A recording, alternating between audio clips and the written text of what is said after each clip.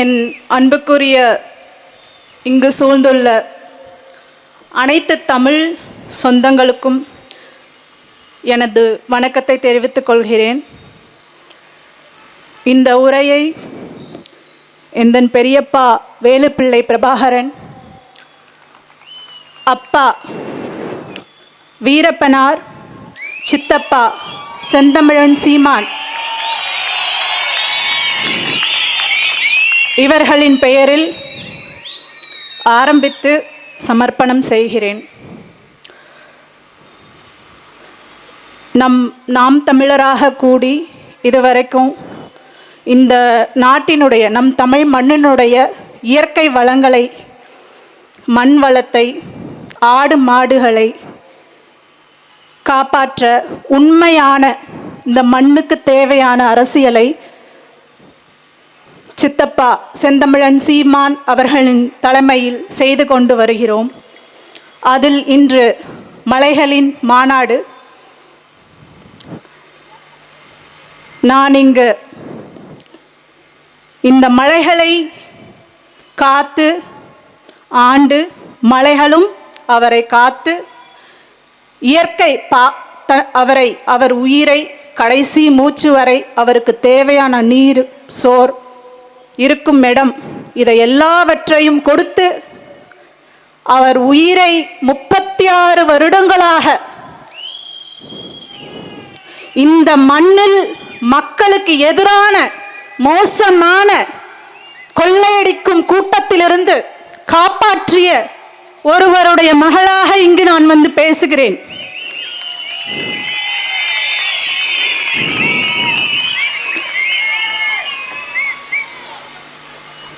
நான் தந்தை வீரப்பனார் அவருடைய வரலாறு உங்களுக்கு நிறைய பேருக்கு தெரிஞ்சிருக்கும்.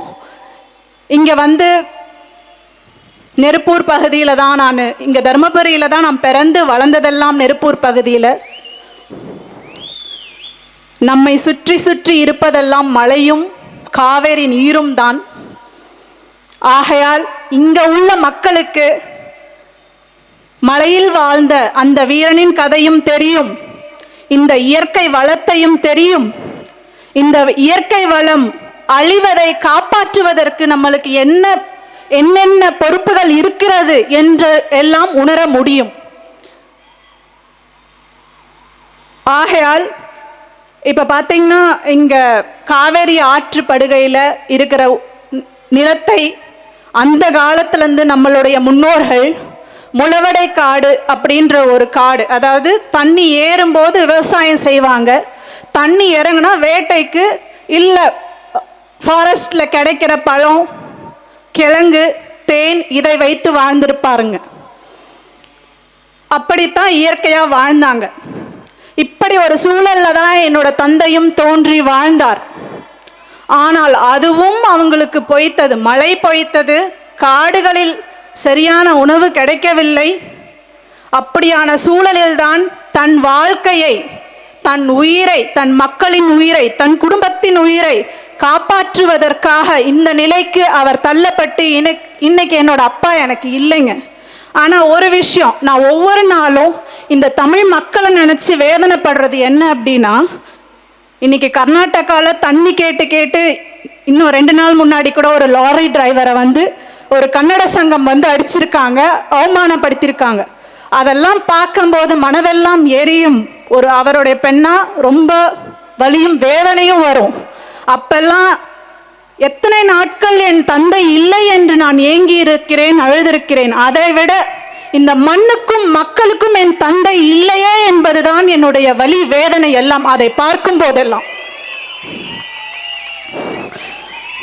இன்று அந்த விஷயத்தை சித்தப்பா செந்தமிழன் சீமான் அவர்கள் கையில் எடுத்து நடத்துவது, நான் மிகுந்த இந்த கட்சியில் இருக்கிறதுக்கு நான் மிகுந்த புண்ணியத்தையும் பெருமையும் படுகிறேன். என் தந்தையின் ஆத்மாவுக்கான தேவையை நான் செய்து கொண்டிருக்கிறேன் என்ற சந்தோஷத்தில் இந்த கட்சியில் இருக்கிறேன்.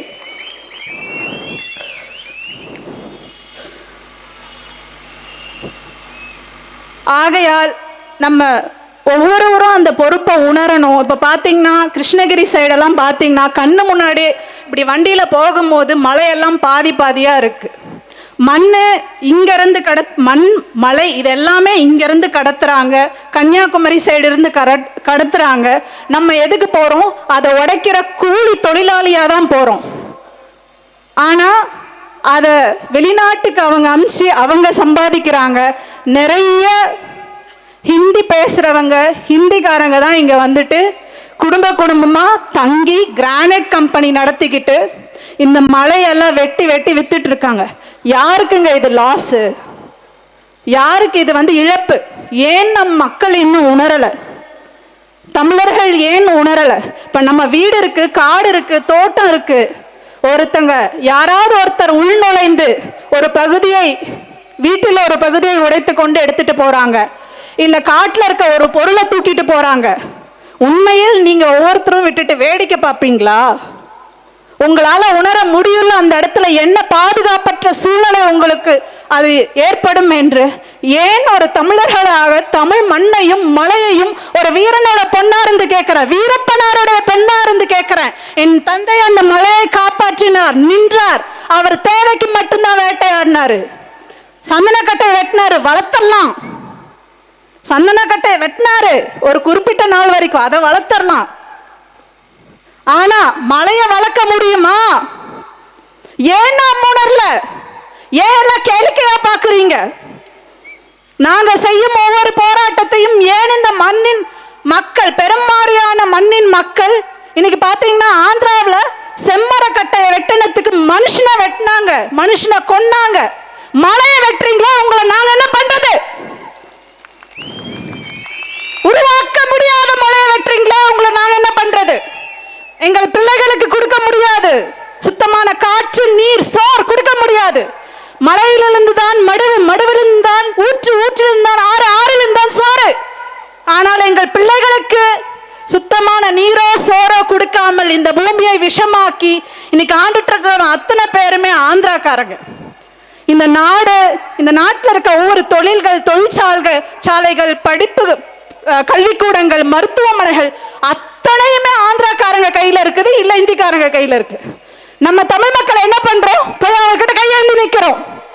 மான ரோஷம் வெக்கம் வரணுமா இல்லையா? வெறி வரணுமா இல்லையா? உன்னோட மண்ணில் ஒரு பாகத்தை, ஒரு மலையை வெட்டி இல்லாம ஆக்குறான். அவன் எப்படி நீ சொந்த ஊர்ல இருந்துட்டு இல்லாம விடுற? ஒரு வீரனுடைய மகளா இருந்து உன்னை நான் கேள்வி கேட்கிறேன்.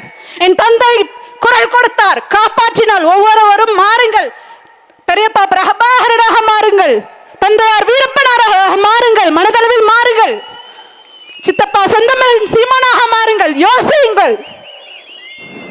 வீரம் என்பது எனக்கு சொல்லிக் கொடுக்கப்பட்ட ஒன்று அல்ல, என் பிறப்பிலே அது கொடுக்கப்பட்ட ஒன்று. இன்னைக்கு இங்க இருக்க மக்கள், காவேரி படுகையில் இருக்க மக்களுக்கு ஒரு வருடம் முன்னாடி நான் இங்க ஒரு பிரச்சனைக்கு வந்திருந்தேங்க. ஒரு துயரம் ஏற்பட்டிருந்தது.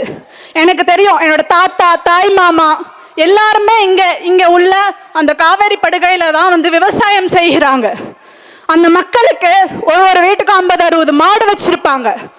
மாடு மேய்ப்பாங்க, பால் கறந்து அது மூலியமா வருமானம் பார்ப்பாங்க, விவசாயம் செய்வாங்க. இது பொய்த்து போகும்போது ஆற்றில் மீன் பிடிப்பாங்க. இது மாறி மாறி ஒவ்வொரு சீசனுக்கும் ஒவ்வொன்றும் செஞ்சிட்டு இருப்பாங்க. அவங்க ரொம்ப அடித்தட்டான மக்களாக வாழ்ந்துட்டு இருக்காங்க, இன்னமும் அங்கே இருக்காங்க. ஆனால் இன்னைக்கு என்ன நடக்குது தெரியுங்களா? பக்கத்து மாநிலத்தில் இருக்கிற கர்நாடகா போலீஸ்காரங்க இன்னைக்கு அந்த பக்கம் இருக்கிற ஒவ்வொரு ஒட்டனூர், நாகமர, ஏமனூர், இந்த சைடு இருக்கிற கிராமத்துலலாம் வந்துட்டு தமிழ் மக்களை அடித்து அவங்க விவசாயம் செய்து கொண்டு இருக்கும் கலப்பை, ஏறு, மாடு எல்லாத்தையும் எடுத்துட்டு போய் போலீஸ் ஸ்டேஷன்ல வச்சு மீறி போய் கேட்டால் அவங்கள அடிக்கிறது, அவங்கள ரிமாண்ட் பண்றது. என்ன வேடிக்கை பார்த்துட்டு இருக்கோன்னு நினைச்சிட்டு இருக்கீங்களா? எல்லாம் பதஞ்சிட்டு இருக்கு, எல்லாமே பதஞ்சிட்டு இருக்கு. திருப்பி அடிக்கிறதுக்கு காத்து கொண்டு பதங்கி கொண்டு பதவி வச்சிட்டு இருக்கோம். பார்த்து நடந்து கொள்ளுங்கள். என் தந்தையாருக்கு பிறகு சித்தப்பா செந்தமிழன் சீமான் அவர்களுடன் நிக்கிறது சும்மா கிடையாது. குழந்தையிலிருந்து என்னென்ன பார்க்கணுமோ, என்னென்ன போராட்டம் பார்க்கணுமோ, நேர்மையாக இந்த மக்களுக்கு எப்படி நிக்கணுமோ எல்லாத்தையும் என் தந்தை எனக்கு வாழ்ந்து சொல்லி கொடுத்துட்டு போயிட்டார். இனிமேல் கற்றுக்க வேண்டியது ஒன்றும் இல்லை, சித்தப்பாவோட நின்று அவரோட போராட வேண்டியது தான் அந்த மக்களுக்கு. இப்படியே வேடிக்கை பார்த்துக்கிட்டு இந்த மக்கள் படுற துயரம், புள்ளத்தாச்சி பொண்ணை இழுத்து போட்டு அடிக்கிறது, அந்த வீடெல்லாம் உடைக்கிறது, அங்கே இருக்க மக்கள், விவசாயம் செய்கிற மக்களை வந்துட்டு குடிசையை உடைச்சி அடித்து வெளியில் துரத்துறது, காலங்காலமாக வாழ்ந்துட்டு இருந்த மலைவாழ் மக்களுடைய வாழ்க்கையை கேள்விக்குறியாக்குறது, இந்த வேலையெல்லாம் வச்சுக்காதீங்க. என் தந்தையார் இருந்திருந்தா அவர் சட்டப்படி செய்கிறனாலும் வேற மாதிரி நடந்திருக்கும். நான் சட்டப்படி செய்ய வேண்டிய வேலை நிறைய இருக்குன்றதை நான் எல்லாத்தையும் பார்த்துட்டு தான் இருக்கேன். காலம் வரும், காலம் கை கொடுக்கும், இந்த மக்களுக்காகவும் மண்ணுக்காகவும் நான் நின்னே தீருவேன். எல்லாத்தையும் கவனிச்சுக்கிட்டு தான் இருக்கேன் சித்தப்பாவோட இருந்து. ஆகையால இந்த மலைகளின் மாநாடு தமிழ்நாடு முழுவதும் இங்கு வந்துள்ள மக்கள் இதனுடைய விழிப்புணர்வு, எதற்காக மலைகளை காப்பாற்றணும், மழை எப்படி வரும், மழை வரத்துக்கு மழை எப்படி உதவியாக இருக்குது, விவசாயத்துக்கு மழை எப்படி உதவியாக இருக்குது, மழையை காப்பாற்றணும், கால்நடைகளை காப்பாற்றணும், விவசாயத்தை காப்பாற்றணும் அப்படின்றத ஒவ்வொரு தமிழ்நாட்டில் உள்ள தங்கள் வீட்டு பக்கத்தில் உள்ள ஒவ்வொரு இடத்துக்கும் கொண்டுட்டு போய் தயவுசெய்து சேர்த்துங்க.